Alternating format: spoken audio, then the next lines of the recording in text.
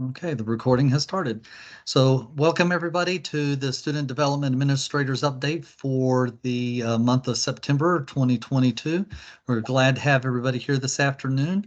I think we have some good information for you, and of course you can put any questions that you might have as they come up in the chat, and we'll be monitoring the chat, and that's usually the easiest way for us to make sure that we capture everybody's questions. And we will send out the slide deck again and send out a recording, a link to the recording as we typically do as well. So without further ado, we'll go ahead and move forward. And I think our first conversation today is going to be with our Senior Vice President and Chief Academic Officer, and that's Dr. Levy Brown. I think I saw you come on, Dr. Brown. Do you have some updates for us?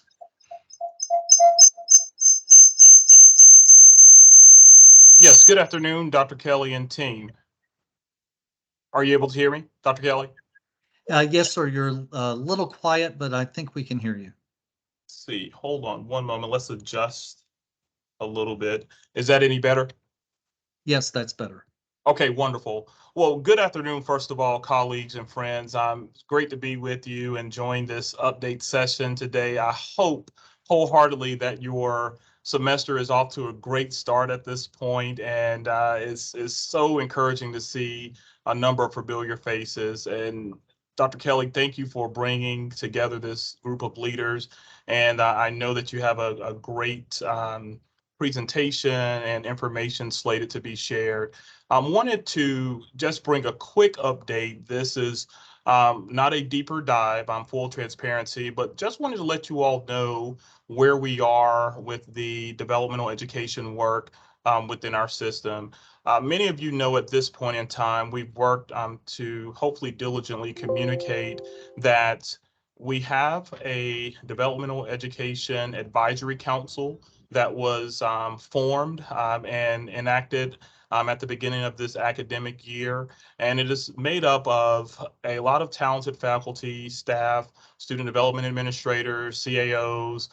We have some system office senior leaders who are part from an advisory perspective and to just help serve as resource individuals. And so the council has now met twice. And we actually completed a meeting yesterday, and we are committed to meeting bi-weekly with this dynamic group of educators. And what we have set out to do during the first two meetings is to really explore the data even more and really understand from a level set perspective where our students are with developmental education, where our colleges are, and how can we work to diligently improve the model. But the other thing we wanted to make sure is that we had a clear understanding of what schools were demonstrating success and what could we learn from those successful models. And so that is what we've been doing of late in these conversations. We've been exploring the schools that have shown a level of success, what we've affectionately called the top 10. And we have had conversation. Dr. Bill Snyder has provided great data for us to review and to absorb and to let soak so that we can make informed recommendations as we move forward and develop a framework. And so essentially, that's where we are. We have level set the conversation. Everyone has the same data points. We know the objectives. We're working in collaboration with the President's Association, more specifically, the Programs Committee of the President's Association, to ultimately make recommendations by the end of November, early December, before the semester ends, so that we will know what type of framework and best and promising practices that we can recommend to them as they make a decision on the next steps moving forward with the developmental education model. So essentially, that's where we are in short. Our next series of meetings, the last part of this month through October, November, and early December, will be extremely action oriented, and we'll have further updates as we move along, communicating with both this group as the student development administrators, as well as the chief academic officers, senior workforce officers as well, because they need to be engaged in the conversation and understand where we are. So, Dr. Kelly, that's all I have for right now. All right, thank you, Dr. Brown. I appreciate that. And I'm sure that I think that our next call will be with the quarterly update. And I'm sure we would have additional information by that time that we'll be able to share with the group. So we appreciate your patience as we all continue to strive to serve our students as best as we can. And as we try to come up with a clear path to move forward with developmental education. Did you have any other thoughts or updates for us, Dr. Brown, or was that the only thing for us this afternoon? Yeah, developmental education was really the biggest thing. We also want to make you aware, though, because it connects to the conversation, is that we will look to have the college-ready definition. And thank you all for those who provided feedback. We'll look to have that posted online this month. And we thank you for, again, for those who provided feedback. And also, I think it's important to note as we go into the next period of time for our system. And Dr. Kelly has been a fantastic co-lead with working with a partnering president on the strategic plan. Our strategic plan, and I'll just touch this a little bit, and I know Dr. Kelly may go a little bit deeper. We are excited because as we are on the heels of potential final approval within the next bit of time by the board of the State Board of Community Colleges members. The reality is student success and student success for all specifically and enrollment are two very important objectives and goals within the new strategic plan. And so there will be impact and collaboration between our system office team, working with you all. And there's some things that we're looking forward to partnering on, to say the least, that will help all of our students be successful, that will help the colleges have additional resources of support in relations to knowledge base and us being able to share and collaborate with you all as it relates to potential enrollment growth for colleges as well. And how do we get more students credentials, right, within our service areas and within the great state of North Carolina. So more to come on those conversations, but I wanted to really highlight those things that will really be impacting programs and student services across the system. And that's all, Dr. Kelly. Well, thank you, Dr. Brown. I appreciate that. And I agree. I'm excited to see what tactics and actions are going to come out of the state strategic plan here in the near future. There's some good stuff in there right now, and I think we're all eager to see where we end up going with it. So thank you, sir. I appreciate that. And so we'll go ahead and move forward with our agenda this afternoon. So as you know, we request agenda items ahead of time or questions, and we only received one this time via the online questionnaire, and has to do with guidelines regarding public information requests from specifically directory information and that kind of thing, and asked if there's been any change in the guidance or guidelines. As far as I know, there is no changes in the guidance or guidelines to this point. However, we asked around to confirm, and there hasn't been any changes. I'll just clarify that comment. However, I did want to take an opportunity here very quickly. So maybe a thumbs up using the reactions, or put something in the chat. Is there a need for a training on public item request? Is that something that you guys would like us to try to set up and to coordinate? If you could give me some feedback on that, I'd appreciate it. So is there any, would you like some a training or a webinar on how to respond to public information requests? If you could put something in the chat or a thumbs up. Thank you, Chris. I saw that. I appreciate it. Okay, that's something we'll put on our list then. Yeah, thank you, Angela.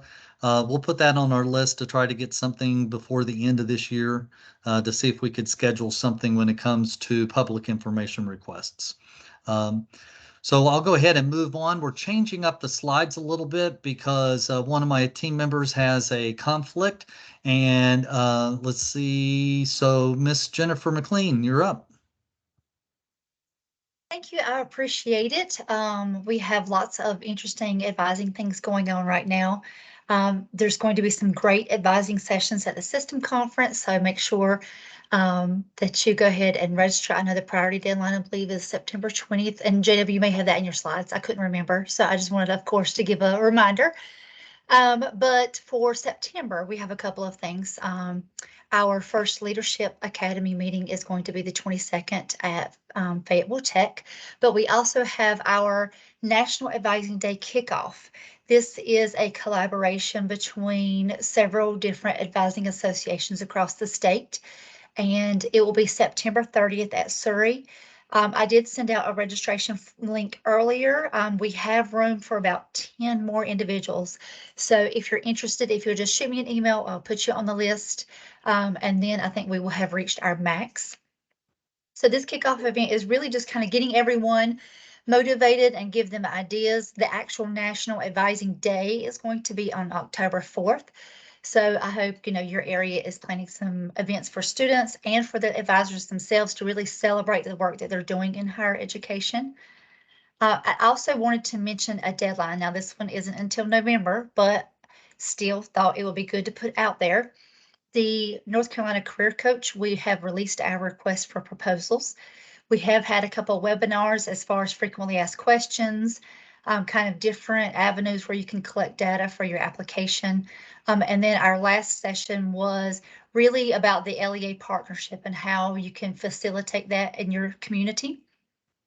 So those are released. The deadline is November 4th. If you are missing any of those documents or webinar links, then if you'll just email me, I will absolutely just shoot you an email right back and give you those links to that. And then I wanted to wrap up with just a notification that the NACADA Region 3 conference is actually going to be in our state next year. So it's going to be March 23rd through the 25th at Cape Fear. So just something to put on your calendar. If you're able to, if you have travel funds for your staff, we would love for you to attend.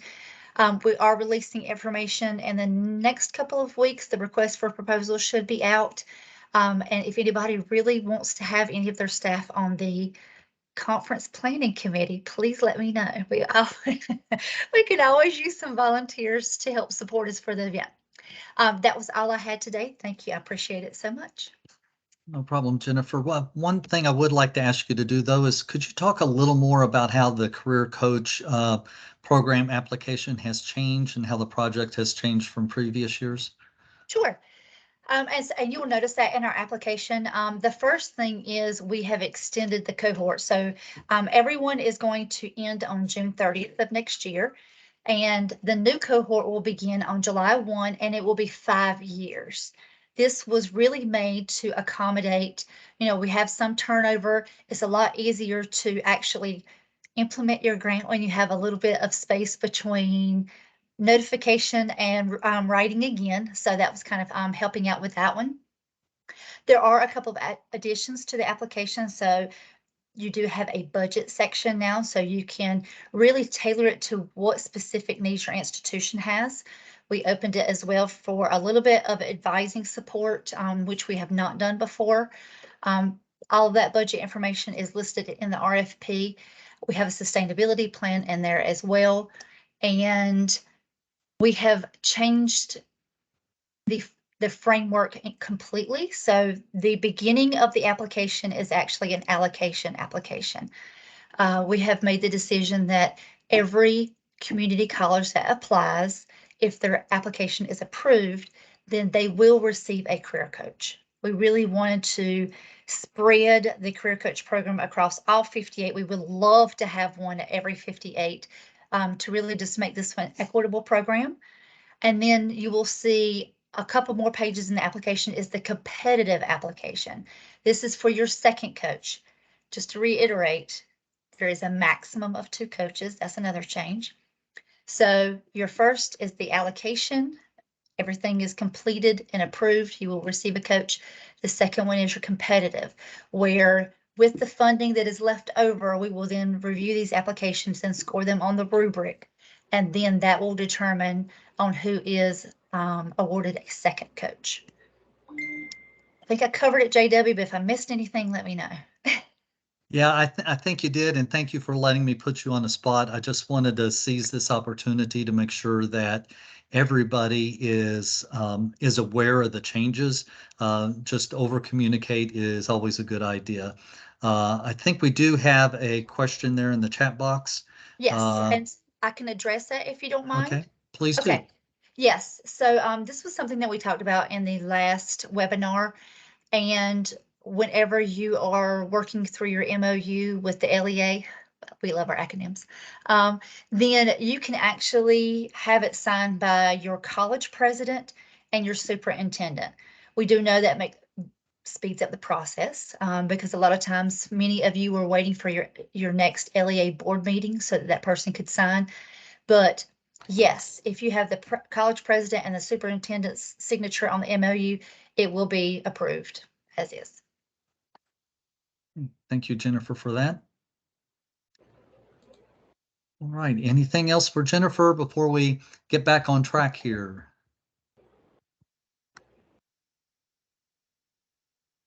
Not seeing or hearing anything, so we'll go ahead and move to Brenda Burgess. Brenda, can you share with us your update? Good afternoon, everyone. I hope that your Tuesday is as terrific as you are. A couple updates from student aid. Excuse me.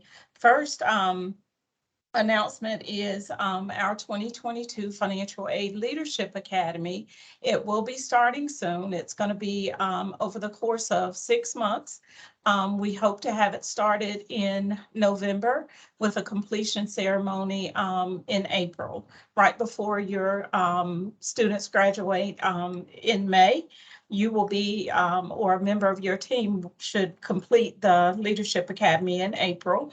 So I've noticed today that there were at least 2 announcements regarding financial aid director positions that are coming up. So just think about it in terms of those retirements that are coming, promotions, career changes, and just overall wanting to share your knowledge of financial aid with other members of your team or even outside of the financial aid area. So a announcement will be coming soon along with an application. We will have it at our central location that has been so gracious to us in the past, the GTCC Conference and Convention Center. So again, an announcement will be coming soon. Next is the Governor's Emergency Education Relief, or the GEAR Scholarship Program for continuing education students. Reporting was scheduled to end on September 30th, but your chief financial officers and or business offices should have received a notification from our chief financial officer, Brandy Andrews, on Friday afternoon, announcing that reporting is actually due this Thursday, the 15th of September. So if you are kind of behind on your emails, make sure you check that, because today she has sent out a survey to the colleges. It's important that you confirm those totals, because final reconciliation is actually due on the 15th of September, not the 30th as it is stated here. I think that's all that I have, Dr. Kelly. If there are any questions, I'm certainly happy to entertain them at this time.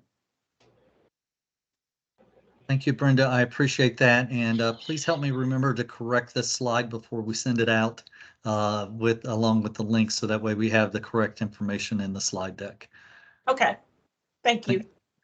Thank you, ma'am. I appreciate that. And I do want to reiterate the value of the Financial Aid Leadership Academy that Brenda and team are working on, and that has been going for several years now. I was at a couple of the regional meetings and heard from several colleges about how difficult it is to attract and retain financial aid directors. So the best we can do is, or one of the best options we have is to grow leadership within our own office if at all possible. And this is an excellent training to get people either ready to be a financial aid director, or if you have a brand new financial aid director, to get them moving in the right direction as far as serving student aid for community college students. So thank you. I appreciate that, Brenda. And we'll go ahead and move on to our next person. And let's see, is JJ on the line? Yes, sir. Good afternoon. All right, Dr. Evans, what do you have for us? Good afternoon, everyone. We hope everyone is doing well. For two announcements, really, I'll start with MMSI. At this point, all of our institutions have been notified of their allocation, and we are still waiting for those allocation 2-34 forms to be returned to our system business office for signature. So if you haven't received that confirmation, or if you need that information resent to your institution, please let me know. But we are awaiting the 2-34 forms to be returned with the signature from the program director as well as your CFO, and that way we can ensure that funds are transferred to your institution in a timely fashion. In relation to the Underserved Student Outreach and Advising Project, we have received applications from 52 out of 58 community colleges, and we are still waiting on a few handfuls to be returned. At this point, all of the projects have been approved that were submitted. And so if your institution hasn't received that confirmation email from the business office, or if you need that information resent, all of those letters and notifications have been sent to our institution saying that the awards have been approved. And again, we're awaiting the final budget form to be returned back to our business office. If you have any additional questions, or if you need to check on the status of your institution, please feel free to email or call, and I'll get answered back to you as quickly as possible. All right, thank you, JJ. I appreciate that. For the Underserved Student and Outreach and Advising Project, I just want to mention that we're still waiting from the North Carolina Pandemic Relief Office to give us more guidance on what the reporting requirements are going to be, and we're working on that. As soon as we get that, we'll communicate that out to everybody. So just a reminder that there will be a monthly reporting requirement similar to the Student Support Services grant. There'll be a similar one that will be required for this grant as well. And so as soon as we know for sure what is expected, we'll start requesting those monthly reports. Anything else, Dr. Evans? No, sir, not at this time. All right, thank you, sir. I appreciate that. So we'll go on to our next slide. And Allison, I think you were able to join us this afternoon. I know you had a conflict as well. Yes, thank you, Dr. Kelly. You guys have been great in welcoming me. I'm going to be brief. I am hosting another call in 5 minutes. But I did want a chance to say hello and let you all know that I've come over from Commerce to administer the Finish Line Grants program to the 58 community colleges in our great organization. And there will be a lot of questions. So anyone that is a point of contact or has access to a point of contact for the Finish Line Grants program at the college level, we are looking for that information to come to me so I can get you on the training session that is scheduled for Tuesday, September 27th at 1 o'clock. I have probably about 20 people that have sent their point of contacts in, but I want to make sure that we hit the audience that's needed for this training, because you are the boots on the ground. And we are excited again about being here and helping on a more local level. All right. Thank you, Allison. I appreciate that, and welcome aboard. We're so glad to have you part of the team at the system office.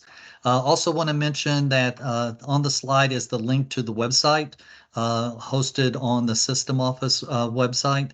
And that webpage, we'll do our best to keep it up to date with policy guidance, interpretation, points of contact lists, all of those types of things. So we want that to be a web page that is a resource for you. And if there's something you'd like to see on it as we move forward over the months, don't hesitate to reach out to Allison or myself, and we'll do our best to keep it as a valuable resource for you. Well, thank you, Allison. I appreciate that. And we'll go ahead and move to our next person, which is Monty Hickman. I hope you're here today to talk about enrollment management. I am here today. Good afternoon, community college families. Good to see you all. In the past, we've talked a lot about strategic enrollment management. And so we did say that we will be looking at enrollment planning training for the system. And so we're finally getting there. We're looking at maybe having a first training in October. Currently, we have proposals out in a committee, which some of you on my committee are reading the proposals currently, and hopefully by next week, we will identify a vendor who can provide that training. And so I will say that once that's done and we set a date for training, I will be asking you, the colleges, to send probably about 4 to 5 people from your college for this training. And we're looking at maybe 6 to 8 trainings. And so hopefully the purpose of that is that by the time this training is done, you'll be able to create your own strategic enrollment management plan at your college. That's the whole goal behind the training. And so once that's done, the vendor is identified, we'll identify a date, a location for the first training. We'll let you know, and we want you to send, again, 4 to 5 people. Please participate, because it's something I think we really need as a system. Thank you, Monty. I appreciate that. And thank you for Thanks, taking sir. the lead on this.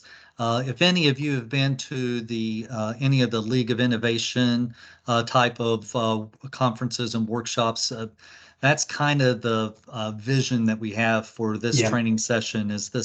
These are working groups that you should be sending, and you may have a strategic plan that you can bring with you, and you have an opportunity then to That's right. maximize that and customize it and make it even better. And hopefully everybody will leave with a product and action items that they can take that are unique to their service area to help improve the enrollment, or whether that's on the access side, maybe that's on retention, maybe it's completion. Enrollment management's pretty big. Then also just want to throw out this too, Monty, and that is we've got a comprehensive view, right? So this is not just curriculum. This is workforce CE and also our CCR students. So, I'm about to say preach. You about to take me to church today. But I anyway, tell you. yeah. All right. You know, you're a pastor. we want to think as big as possible. Yeah. Right now we're thinking, Kim, I think we're thinking that these will be face-to-face. Is that right, Monty? We're thinking face-to-face initially. Now, there's opportunity for virtual, because we know how things are. And we know it's going to be maybe, 6 to 8 trainings, and some people can't come to all. So if that occurs, we will look at a virtual option. But just note also that this is a trainer session also. So everyone from your campus can't come who's going to be involved in enrollment management. So the point is to take some of this information back to your campus and engage and educate the rest of your campus on enrollment planning. And they can, and create that process at your institution. Excellent. All right. Thank you, Monty. I appreciate that. And so I might dare to say that it might have a high flex feel to it, right? Yeah. There And we Barry go. has a question. Is this training geared to senior leadership at the college? I will leave that up to you. I will say again, as Dr. Kelly said, enrollment management, it's not just senior leadership. And the mistake we make sometimes is that we only involve senior leadership when we need to consider those who actually at times engage the student directly. And so, so we'll leave it up to, tongue-tied today, we'll leave it up to the colleges to decide who they bring. But I would say be very open to not just sending senior leadership. Yeah, and so that's a difficult, challenging question, right? Because of our schedules and our timing, and all of those kinds of things. I think on the one hand, you need to have those operational people that have those competencies at the frontline level. Exactly. But like Monty said, you also need the decision makers in the room. You would hate to send a team of your managers and then they come back and they're not moving in the same direction that your president and the senior team wants to go. Yeah. So that's a balance that only you would know at the college, and you would know it better than we would up here. So.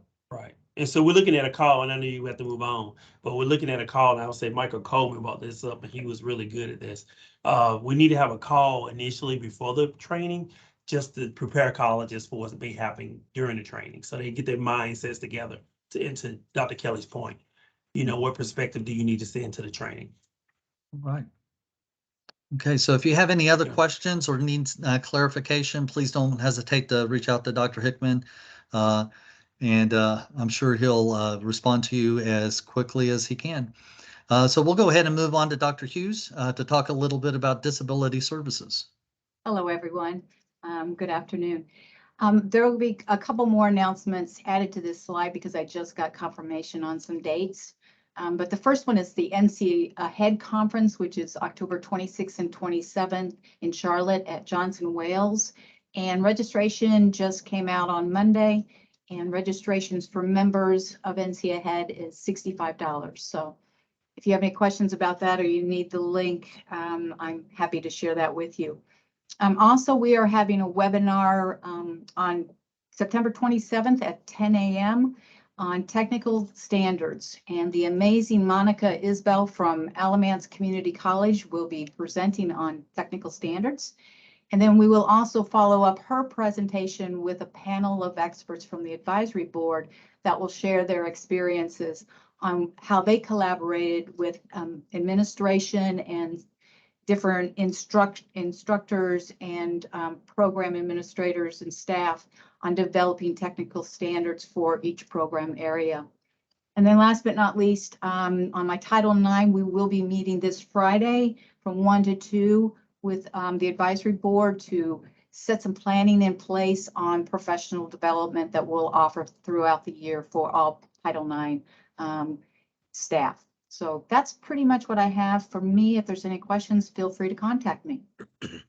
Excellent, Trudy. Thank you. I appreciate that. And Trudy's probably got two of the most fluid policy areas in existence, disability services and Title IX. And so I appreciate you staying up to speed on all of that. One question on the technical standards, and hate to put you on the spot. No. Are we thinking of trying to invite faculty and division chairs and department heads to that as well? We can. I did include advisement on that and counselors. So if I need to add more people to that, I'm happy to do that and send out the link. Okay. So yeah, whatever you suggest to me. I'm sorry, I cut you off. No, whatever you suggest. If there's a particular listserv that you want me to include, I'm happy to send out another announcement on that with the link for the webinar. Okay, thank you, Trudy. Let's get a little feedback from our audience. Do you think that with technical standards, a lot of times that becomes a faculty subject matter content conversation? Do you think it would be helpful to include faculty in that conversation? If you could give me a thumbs up or put your thoughts in the chat, that would be helpful. We don't want to broaden something if it's not going to be helpful. So, okay, seeing a couple of yeses. Okay. Excellent. So let's plan to do that then, Trudy, and thank you, colleagues, for your feedback. We appreciate your help with that. Sure. Okay. All right. Thank you. Thank you, Dr. Hughes. Okay, so we already talked with Jennifer. So next is Wanda White. Dr. White. Good afternoon, everyone. I hope everyone is doing well. This afternoon, I just have a couple of items that I want to share information with. First, I want to thank all of the colleges for your continued assistance with the reconciliation of the Golden Leaf Scholars Program. As many of you know, during the spring semester of the 2022 year, Golden Leaf requested that we do a program review for years 2018, 2019, through 2019 and 2020, as well as 2020 through 2021. So we've just finished those reviews, and currently we're in the process of preparing to close out for the 21-22 year. We're going to share more information with you next week during the financial aid community meeting, which will take place on September the 20th. We'll also be notifying colleges that may be impacted in terms of providing additional information for the 2021 year. So 21-22 years. So we just want to thank you for your support and for your assistance in closing out these reconciliations. Additionally, the Longleaf Complete program, I want to remind all of you that current award volume was pretty low last year. We did get quite a few awards in by the month of June, but I want to make sure that you all continue to award the Longleaf Complete grant. We do have to report monthly to the Office of State Budget. And so it's very important that if you haven't gotten your awards out there, so please do so and get them out. The grant expires by September the 30th, 2022, coming up. Sorry. All right, thank you, Wanda. I Okay. appreciate that. Did I cut you off, ma'am? No, I Okay. wanted to say 2022. Thank you, I made Dr. an error White. there. I appreciate that. I think that one thing I do want to mention is we appreciate, I want to reiterate, we appreciate everybody's assistance with the Golden Leaf Scholarship reconciliation efforts. I appreciate that. It has been a arduous process for all of us. And I want to just say that I appreciate your work because we have to make sure that the funding is all in the right spot. So thank you for that. And Wanda, I do want to confirm the Longleaf Complete ends in 2023, right? It is 2022. It's 2023 for Longleaf. Okay, I thought we had discussed that this morning, but 2023 then. Okay, Yes. so the slide is correct. It is 2020. Okay, it is correct then. Okay. All right. Well, thank you, Wanda. I appreciate that. And Kim, thanks for asking that clarifying question. I appreciate that. Okay, there's also there was also a question in the chat box about there's a question in the chat box about auditing Longleaf Complete. And I don't know if the business office is in the process of doing that. That is not something that we're doing on the side of student services. There was a. Yep. Thank you. You're right, Wanda. I have not heard of anything concerning an audit. However, Wanda will be monitoring it like she currently is, and that is to make sure that the awards and the expenses on the business office side and the awards on the financial aid office side and the number of students and all of those kind of things are accurate. And then we send those reports on up to the North Carolina Pandemic Relief Office on a monthly basis. So that's the only monitoring that we're aware of at this time. Of course, I'm sure that the state and the federal government reserves the right to conduct an audit if they choose so fit. But we have not heard anything about an audit at this point. Any other questions for Wanda? No. All right. Thank you, Dr. White. Thank you. Thank you, everyone. Okay, just a couple of things from me, and then we'll go to some association updates. We've already talked about the system conference a couple of times, which is coming up here in about a month. We've got a very exciting, I should have scratched that second bullet there. I apologize for that. But we have a very exciting list of workshops, and you can find that on the website. And we have our keynote addresses are going to be by Dr. Carver, our president of the system, and also Dr. Leatherwood, who's the most recent president of the year. And then we also are going to have a panel of experts to talk about wraparound services for our students in the third general session. So those are the major sessions that we have going on. But To me, the meat of the conference is always the workshops and hearing what my colleagues were doing at sister colleges. So I encourage you to participate in that system conference and go to the website and get registered. The other thing that I wanted to announce to everyone is that the UNC system has been working on a common numbering system here for several months. And it's funny, I was talking to one colleague the other day, and she was reminding me that she did not see it as a common numbering system like we have. And she is 100% correct. It's a mapping of UNC system courses to a common numbering system. So the common numbering is the community college courses.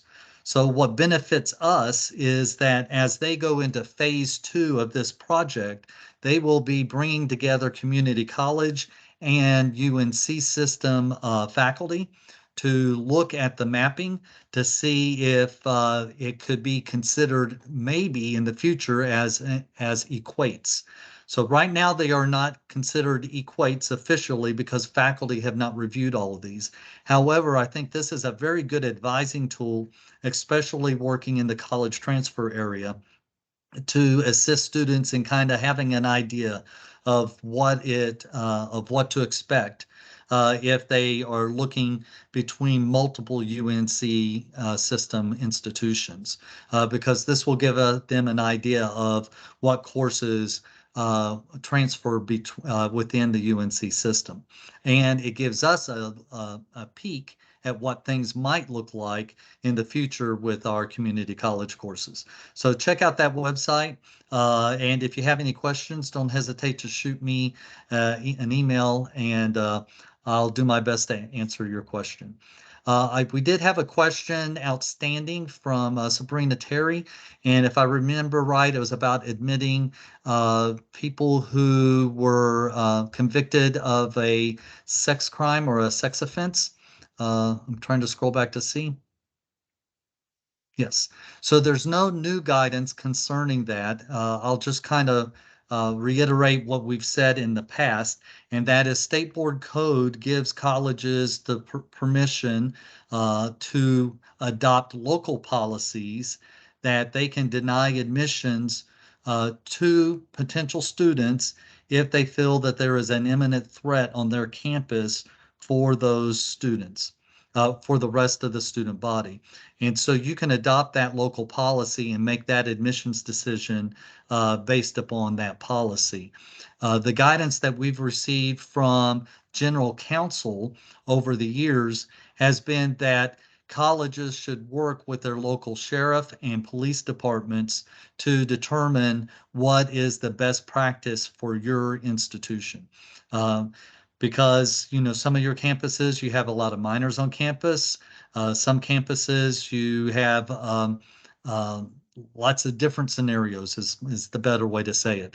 So the guidance from us is to work with your sheriff and police departments to decide what is the safest way to serve those students for your institution. So we'll go on now to the next slide. And I didn't know for sure if we had anybody that was going to be available from the NCBAA. Is there Keisha or Johnny, are you guys on the line? Any Keisha's updates? here. Okay, any updates from you guys?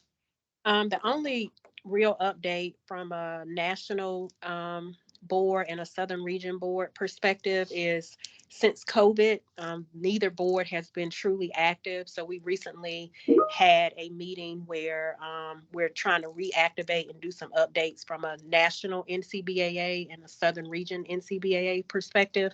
We do have some new representatives from out of the system. Dr. Angela Davis is now on the Southern Region Board, and she and I both will also be representatives for the national board.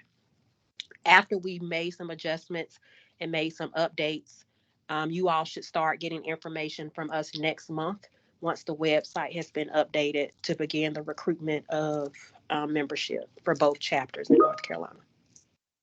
That is great news, Keisha. Thank you for that update. I know that you've been working diligently over the years to grow this association, and whatever we can do to help support you, please let us know. We'll help you get the word out. And there's Thank you. some, yes, ma'am. And there are some ongoing conversations in the chat. For the people on the phone, I'm going to go ahead and just summarize those very quickly. Back to the sex offenders, that there are different levels of those and severity of those offenses. And that's why I think it's so important for you to work with your local law enforcement to decide what policy best fits your college and your institution. Next, I believe, is Michael Coleman. Hey, JW, and hey, everybody. I hope you're doing well. Yep.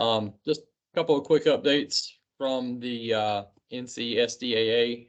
First of all, we hope to see you at the upcoming System Office Conference. Sent an email out to the consortium list or the listserv last week, letting you know that our fall business meeting that we would typically have every fall will be at the System Conference this year, and that's going to take place on Monday the 10th at 5:30 p.m. And so I recognize a lot of you may not be there for the pre-conference type stuff or whatever, especially if you're traveling. So they were able to accommodate an afternoon session. So if you're doing daily concurrent sessions before you head to dinner, if you could stop by and just be part of it. It won't be a long conversation like we had with our drive-in this past summer. Yeah, it will be just a typical business meeting, an opportunity for you maybe to meet and greet and for us to cover our typical business items. So we don't expect very long to be in there, but 5:30 p.m., room 302A at the convention center. Everyone's welcome to attend as long as you're a conference participant. But to vote, you do have to be a member institution. And so if your school has not yet done your membership for the 22-23 year, please see that link there. It's also on our website, ncsdaa.org. There is an online form you can fill out, and you can even do payment online as well. You don't have to send a check like you used to, $100 per member school, and that covers up to 10 individuals at your college. And we do ask for your membership if at all possible, because that does help us do things like do our conferences and pay for guest speakers and all that kind of good stuff or whatever. If you have any questions whatsoever about the business meeting, about the SDAA, or about college football, because that season is going on right now, just feel free to chat with me and I'll be happy to talk to you. Otherwise, thanks JW for the time. All right. Thank you, Michael. Go Pack.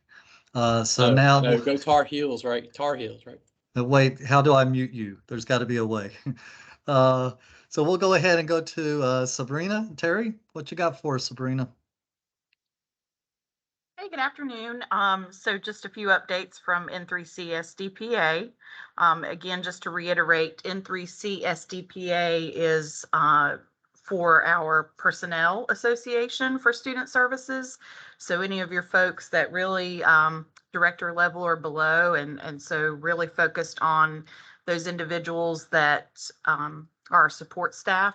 So we are doing a regional meeting at Cape Fear on September 30th. That's for the Southeastern region. And that the regions are outlined on our website, the n3csdpa.org, I believe.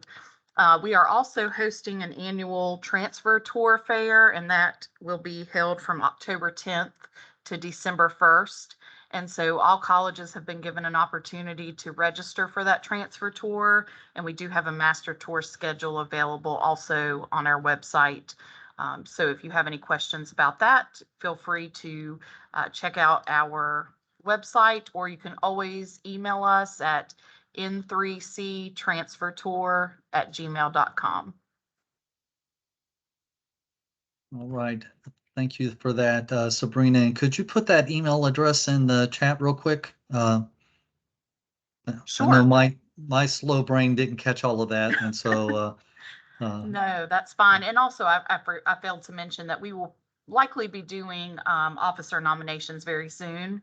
We've had a lot of officers that have left our system, and so we have several positions that are available, and we'll be doing those nominations. And that, again, that's open to anyone within the field of student services. So we'll be sending that information out probably in the next couple of weeks. Right. Thank you, Sabrina. Appreciate that update. Sure. We will do our best to keep this meeting within an hour, and it looks like we're on target for that. We will not have our next meeting on October the 11th, even though we had said that we would have that meeting. It just doesn't make sense to have that meeting during the system conference. So we'll go ahead and cancel that meeting. Also, I want to encourage people that if you have questions or topics that you need us to address during this update, when I send out the request for questions or agenda items, please put those in there. We want to keep this meeting valuable for you. We don't want to meet just to meet.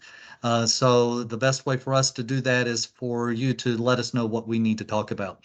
And so that's all we have for you this afternoon. The last slide is always the contact information for the student services team. So if you need any of us regarding those topical areas, or if you have questions for me, don't hesitate to reach out to us. And that concludes our meeting. We appreciate everybody, and I'll stop the recording and hang out for a little bit if anybody has any questions. But that's all we have for you today. You guys have a great day, and thank you for all you do for your students.